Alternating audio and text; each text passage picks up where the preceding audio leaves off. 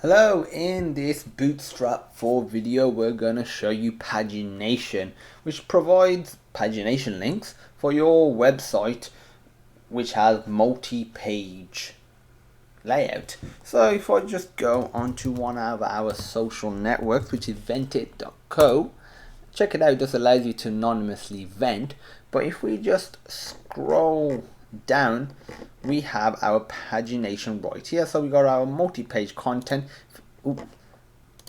Clicked on one of the links. If I let's say click on number 10, which is the last page, it takes me there. It's highlighted, and as you can see, I can't go any further. So this is essentially what we're going to be constructing. To do it, first of all, we need to start off with a nav. So let's put a nav right here. So many elements or so many components within Bootstrap that use a nav. Very useful. And it takes no class. We're going to put an unordered list inside.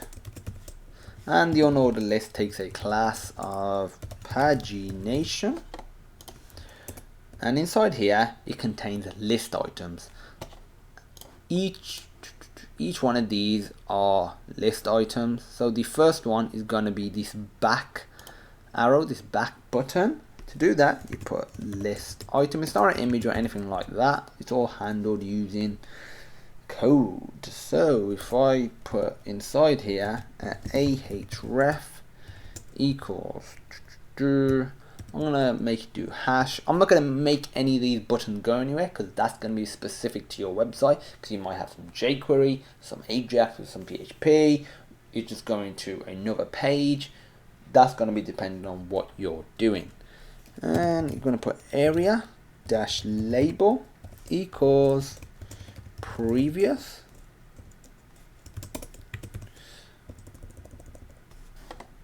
Inside here, we're gonna have two spans.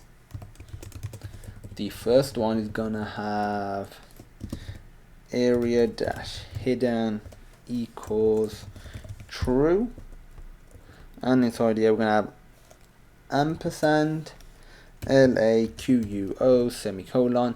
Don't worry, you won't print any of that out. You'll print out the arrows that we saw before. It's gonna copy and paste that. Actually, didn't really need to copy and paste it because we're going to delete pretty much everything. This is going to have class equals sr-only. So this is just for screen recorders. Inside here, we're going to put previous. We're going to copy and paste this. And this is now going to be the next page button. So we're going to change this to next.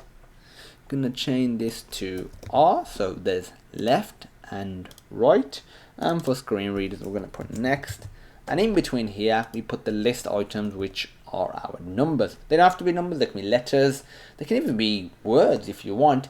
Generally speaking, if you're gonna have a few pagination items, if you start putting words in there, it doesn't look very good, but you can, it's totally up to you.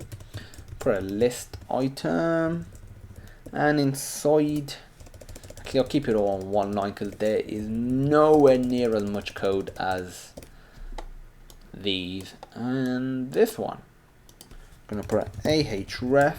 Again, I'm not going to make it go anywhere because that's specific to your website. I'm going to make it just stay on this page. Inside here, I'm going to put the number 1.